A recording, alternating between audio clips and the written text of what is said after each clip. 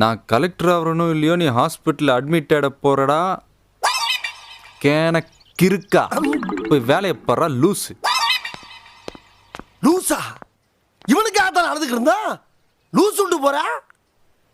சே, நம்ம வீக்னஸ் வீணாவுல போச்சு. சே,